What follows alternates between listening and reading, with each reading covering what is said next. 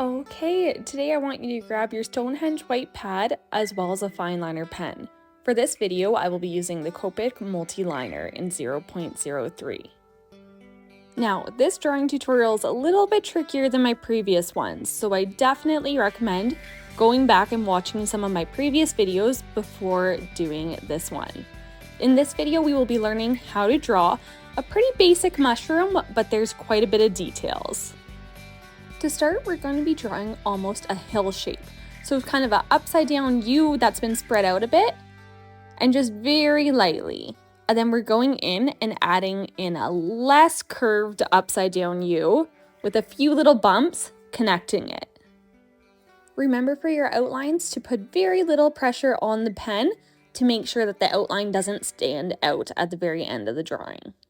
Okay, things are about to get a little bit tricky already, but just be patient, and it's okay if this takes more than one go. We're going to draw the gills of the mushroom now. So you can see I'm drawing very, very light little curved lines that almost touch at the bottom and go up towards that second hill-shaped, sort of upside down bumpy U shape that you made. So make sure you're paying attention to the video and drawing each gill. They're not perfect, like I always say. We find mushrooms, we find flowers, we find trees in nature, so nothing's going to be perfect. But you can see here how I'm lining them up and just connecting them very lightly to the shell, to the roof of our mushroom. As we get to the far side of drawing the gills, you can see I kind of changed direction right here. So they're almost arching up and on more of a horizontal than a vertical. This just helps to make it look as though the mushroom is rounded. It'll make a little bit more sense once we start adding in that shading, and then it's time for the stem.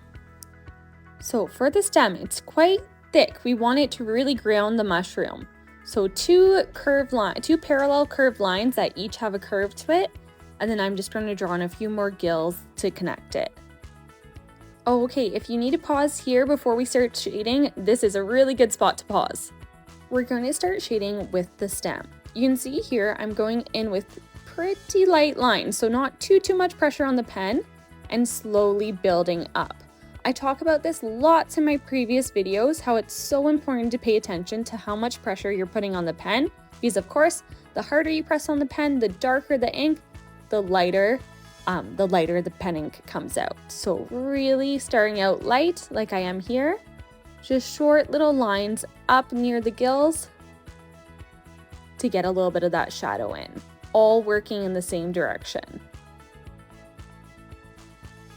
I'm adding in some longer shading lines here, just to give the stem a little bit of texture. So it's darkest at the top where the sort of cap of the mushroom would be adding a shadow, and then darker at the bottom as well to show where the mushroom will be connecting to the ground. I'm adding in a few more texture lines here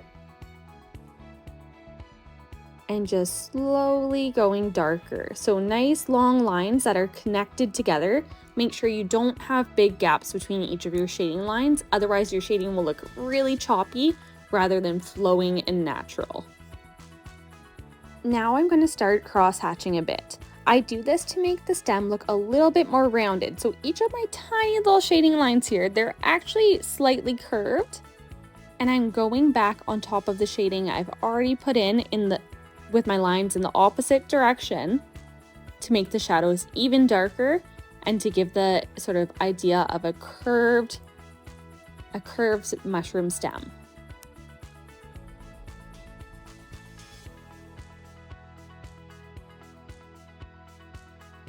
So 3 things here, making sure you're paying attention to how hard you're pressing on the pen, how much pressure you're applying, what direction your pen strokes are going, and making sure that they're curved, and making sure that there is no big gaps between each of your shading lines. Otherwise, like I said before, your shading will look choppy. So nice soft little lines all connected together, and then that's how you'll get sort of that flowing natural shading look. You can see the stems really starting to come together now.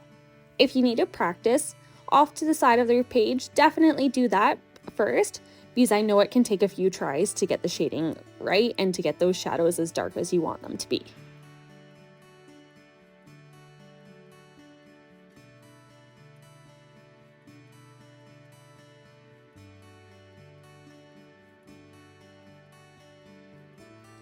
I like making my shadows really dark and really pop for lots of contrast, but it's up to you how harsh or how soft you'd like your shading to be. I always go in just a little bit extra. You can see here I'm kind of cleaning up the sides while I'm adding in extra shading for that extra rounded look, just to give the mushroom some extra curve there, and the impression that the mushroom cap is really putting a shadow on the stem. So we have lots of depth here and a little bit of texture as well.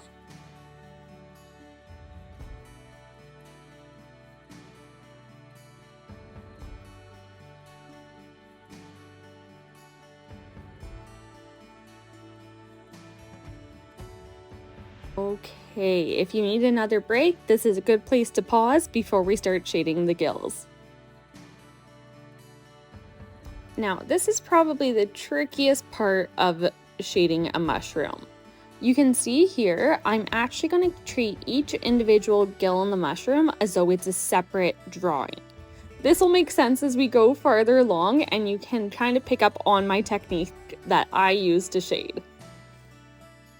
We want the darkest shadows to be right underneath the mushroom cap, so underneath that big dome we drew first, and then at the top of the stem, where the stem connects to the gills. You can see here, each of my little shading lines are curved, and I'm starting quite soft with how much pressure I'm putting on the pen, and making sure each of those pen strokes is connected together. Once I want the shading to be a little bit darker, I'm going to go in the opposite way and start with a tiny bit of cross hatching.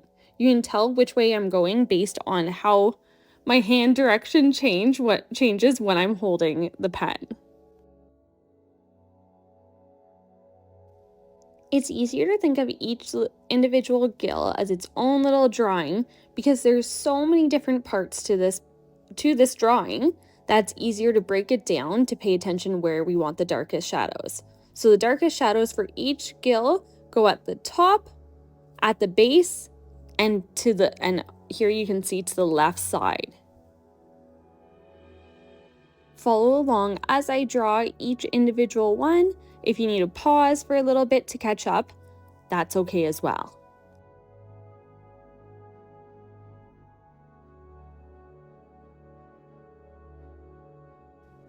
You can see here that I'm constantly going back and adding in more shading to each gill and making each one darker, just depending on the next one. So I want them to all look unified. I want them to all look as though they're part of the same mushroom. So paying attention to how much shading is in each, how dark each one is.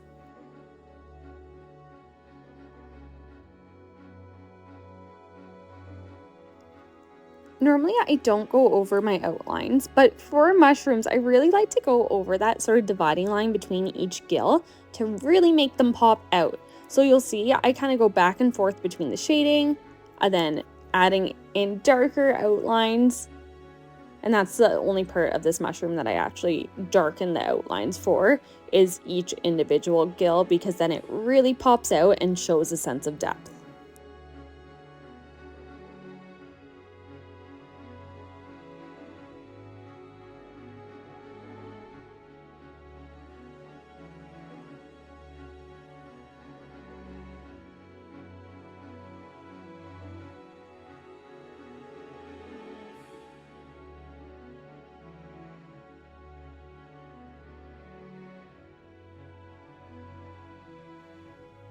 For these gills here, the ones that are kind of pointing in the opposite direction, it's still the same idea.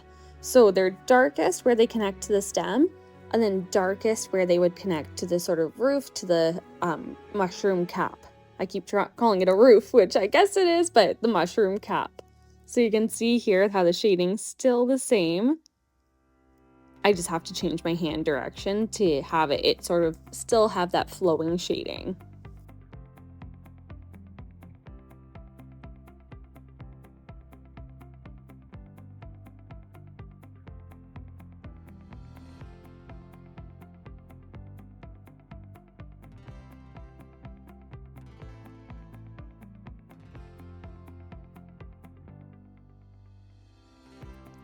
You can go back in and define those in between lines and still paying attention to how much pressure you're putting on the pen and the direction of your pen stroke. That's extra important for this drawing as well, because you can see if you keep your pen strokes all smooth and flowing in the same direction, you really get that sort of natural sense of a mushroom. It's not rigid, it's not choppy, and I'm actually going back in here and adding more shading to the stem to make it suit how much shading I put in the gills. It's okay to go back and forth. I know that I break it down into different sections, but you can definitely go from the gills to the cap to the stem again, just depending on how you like to draw.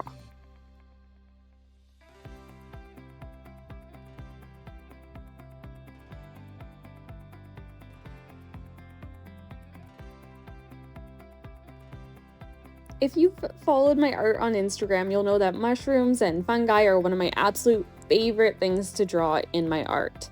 This is a really good sort of base model, I guess, of a mushroom that I use, because I use a lot of these tips and techniques for drawing other plants and botanicals in my art as well, as you can probably tell if you've watched my previous videos. So many of these techniques apply to different objects and even furniture and animals. It's just learning how to do them and apply it to different things. Okay, and we're starting on that mushroom cap now, and I apologize, it's a little bit of a focus here, but there we go. You can see that I'm starting with shading just kind of around the edges, very, very gently, very little pen pressure on that pen to make sure that my shading starts out very light. Nice curved lines, all of them touching and slowly going over in layers to make it darker and darker. Okay, I'm going to start bringing the shading a little bit farther into the mushroom cap. Stonehenge paper in white is my absolute favorite paper to use. It's pretty much the only one I do use because it has just the slightest amount of texture to it that works so well with fineliner pens. You'll notice that I'm using a new pen for this video. This is the Copic multi-liner in 0.03. Normally I use the Uni Pin 0.03 or 0.05 fineliner, which I am going back to after this video. I really like this one as well. I just have quite the supply of Uni Pins right now, but I do really like this pen. I think this one works really beautifully, and I would definitely suggest it as well for anyone looking to buy a new fine liner. So Copic and Uni Pin are both fantastic brands.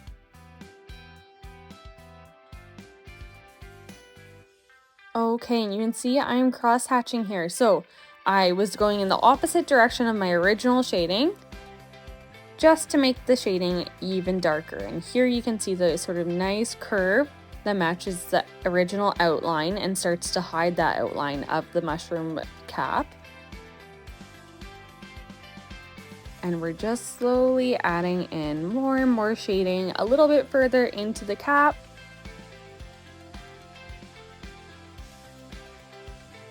And it's starting to pop out from the page.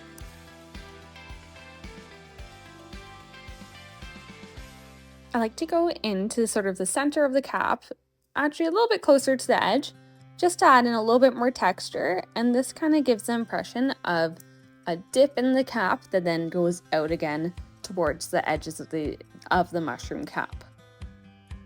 It just adds in a little bit more detail and keeps it from being sort of a perfectly shaded shape, darkest on the edge and lightest in the middle. Instead, it kind of adds in a little bit more interest, a little bit more of a shape that's not totally perfect.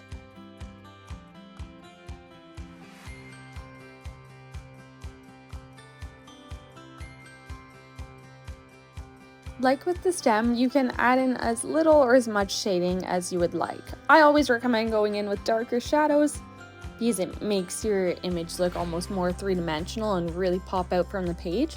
But if you're someone who likes sort of softer shading, that's totally okay too, as long as we can see some dimension there, as long as we can see some contrast between highlights and shadows. I just love when there's so much contrast that the image immediately makes you go, wow, that really stands out.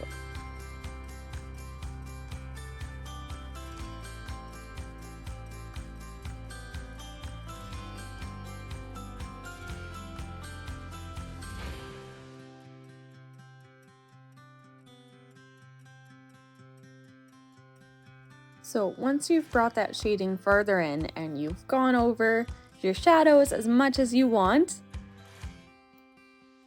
kind of revisit each section, so the stem, the gills, and the cap, to make sure it all looks like one cohesive drawing.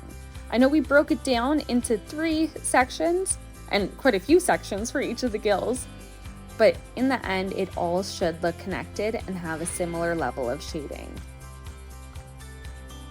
We want the cap to be the lightest because of course that's where the sun would hit, and then the gills could even be darker if you want, and then of course the stem.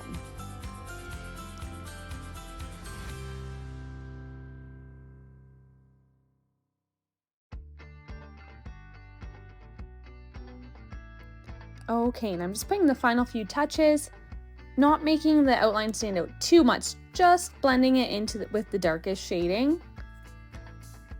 Then your shading will be all done. And now it's time to sign your drawing. Keep on practicing, keep on trying, and make sure to watch all my videos for some extra tips and techniques that will help you not only with those tutorials, but with this one as well. Thanks for watching, and I will see you next time.